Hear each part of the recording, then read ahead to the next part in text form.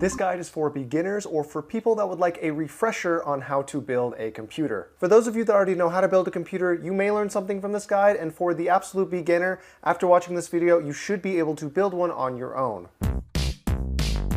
If I had to compare it to something, your processor is like the heart of your computer. So with that in mind, the first thing you need to know is which processor are you going to buy? In order to find that out, the first thing you need to ask yourself is, what do I need this computer to do? If you're just going to search the internet, watch videos, and play games that aren't very demanding like League of Legends, Overwatch, or basically any other esports title, then you can settle for a lower end CPU like a Ryzen 3 1200 or an Intel i3. Now what I just said might confuse you, so here is a quick explanation. Those processors I just mentioned have a lower core count than most processors and have a low to medium range clock speed. Inside a processor, the more cores and threads you have, the stronger it will be and the more it will be able to handle. The clock speed of a processor kind of follows that same principle in that the higher the clock speed is, the stronger it will perform. Some programs and tasks are more demanding than others. For example, League of Legends could be run on a single core processor, while advanced 4K video rendering and special effects would need 8 cores with a high clock speed to perform at the expectation. If you want the best processor for you, look up the game or programs that you plan on running with the phrase recommended requirements afterwards, and there should be plenty of articles or videos telling you which processor you should get.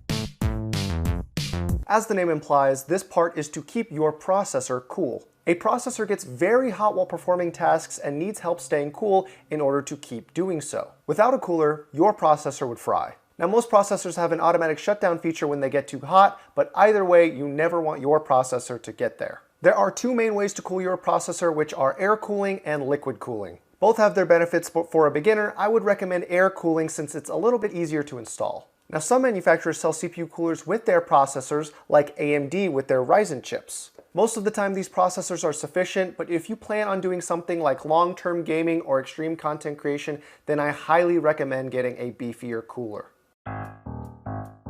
Now, your motherboard is the main hub for your computer because this is where all the parts will get connected so that they can work together. There are many different motherboards to choose from, but after selecting your processor, there will only be a few specific models that you can use. The way you should think about this is as follows. Each processor belongs to a specific generation. Intel has processors that belong to a 2nd generation, 3rd generation, 4th generation, all the way up to the current 9th generation. Each generation has its own name, which you can easily Google if you would like to know them. As for AMD, they have Summit Ridge, Raven Ridge, and Pinnacle Ridge, or as they are more commonly called, Ryzen processors. The reason you need to know that is because there are motherboards that are built specifically to support 1 and sometimes up to 2 generations of processors. But not only do certain motherboards support specific generations, they also support specific socket types. Each processor has its own specific socket type that you need to know so that you can choose the correct motherboard. So when selecting your motherboard, you need to know 2 things. Does it support my processor's generation, and does it support my processor socket type as well?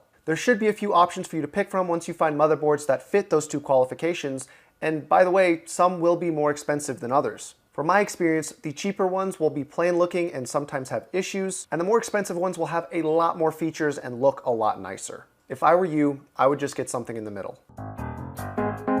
RAM stands for Random Access Memory. The more you have, the more internet tabs and programs you can have running at once without experiencing lag. Some programs require more RAM in order to run smoothly. To make this simple, if you plan on streaming while gaming or doing content creation, get 16 gigabytes of RAM. If you're just going to game, search the internet, and watch videos, then get 8 gigabytes of RAM. You can get less or more than that if you want, but since this is a beginner's guide, that's my recommendation for you. Also, small side note, if you're buying an Intel processor, the frequency of your RAM really does not matter all that much. But if you're getting a Ryzen processor, try to get higher frequency RAM if you can afford it. It will help with your performance, not necessarily enough for a beginner to notice, but it will definitely help. It will help with your performance, maybe not enough for a beginner to notice, but it is definitely worth it. One last thing about RAM, there are actually different types of RAM. If you want to know which kind of RAM you need, if you check the specifications of the processor you buy, it should tell you there. For the most part though, if you're buying a processor that was made in late 2015 onwards, you'll most likely need DDR4, and if you bought a processor that was made in 2015 to as early as 2007, then you will need DDR3 RAM. I'm not going to give you any suggestions for processors earlier than 2007 because you should not be building a computer with hardware older than that unless you have a YouTube channel and you're just trying to do something crazy. So inside a graphics card is a graphics processing unit, aka a GPU. Now there are a lot of different ways to think about which option would be the best one for you. However, I'm going to teach you the most straightforward approach so that you can choose the best card for you regardless of what brand you go with. There are three main specifications for graphics cards that let you know how good they are: the clock speed, the amount of VRAM, and the memory bus width. The analogy I like to use to explain these specs is a street. Basically, the busier the street, the better the card is. Think of the clock speed like a speed limit. The higher it is, the faster the cars can travel down the street. Think of the amount of VRAM like how many cars go down the street per cycle. And then think of the memory bus width as how many lanes there are on that street.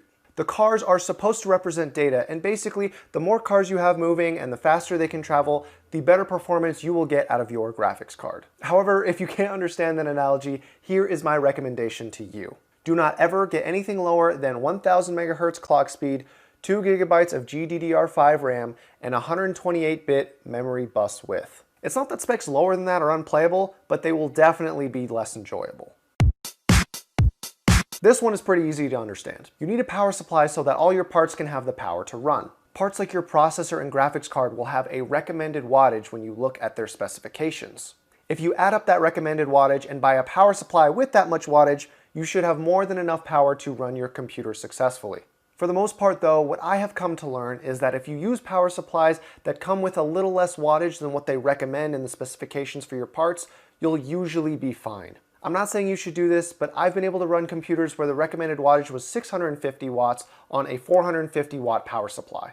The other specification you need to look out for when buying a power supply is the rating. From lowest to highest, they are as follows. Non-rated, 80 plus, 80 plus bronze, 80 plus silver, 80 plus gold, 80 plus platinum, and 80 plus titanium. The higher rating you have, the more power efficient your power supply will be.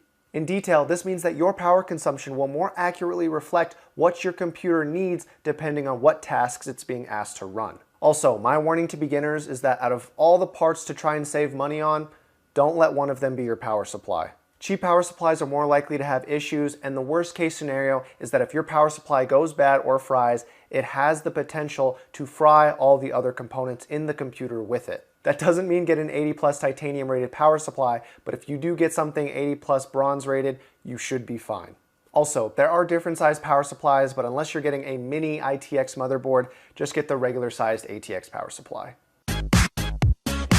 Now notice I wrote drive, not hard drive. In this day and age, what you want your computer's operating system to work off of is a solid state drive. Long story short, this will make the turning on and off and the load times of your computer significantly faster. Now, if you like storing a lot of photos, videos, or other files, then yeah, you can get a hard drive for additional storage, but if you don't, just buy a solid state drive. And in case I didn't just make this clear, you can have multiple drives inside your computer.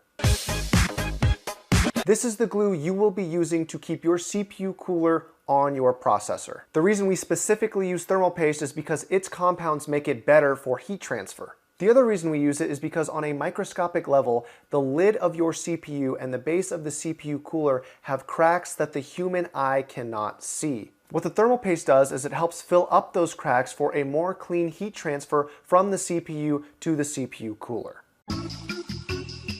Now, before you pick the prettiest case you can find, you need to make sure that your case will fit the motherboard you selected, as well as all the other components. Now, unless you're getting a giant graphics card or CPU cooler, you pretty much don't have to check the specifications for either of those. If you got an eATX or ATX sized motherboard, then you will need an ATX sized case. If you got a micro ATX sized motherboard, then you will need a micro ATX sized case. And finally, if you got a mini ITX sized motherboard, you will need a mini ITX sized case. Now, most ATX sized cases will actually support micro ATX and mini ITX motherboards as well. However, if you do end up getting a giant ATX sized case with a mini ITX sized motherboard, your build is going to look really silly when you have all of your components crushed into a corner and the rest of your case empty with nothing inside of it. After you get the right size, there are a lot of other features to consider before actually buying your case. For the most part, read the reviews and see what people are saying about the cases you're interested in so that you can see if it's a good fit for you. But the one thing I highly recommend you look for built into your case are SSD mounting brackets. Otherwise, you will have to buy one separately. Now, I hope I can safely assume you are a man or woman or non-binary of culture and are going to get Windows. There are a few sources where you can get a licensed key for cheap, like scdkey.com. If you use my code KY1, I don't get any money for it. It's literally just there to help you guys save money, and eBay and other online markets. However, if you want, you can get an unactivated version from Microsoft's website for free. Disclaimer, this is not illegal, no matter how many dumb people in the comments try to convince you otherwise. It is not stealing or pirating Windows, which I do not support, by the way. Now, that should be enough explaining. I've got all these parts behind me. Let's get into the actual building process.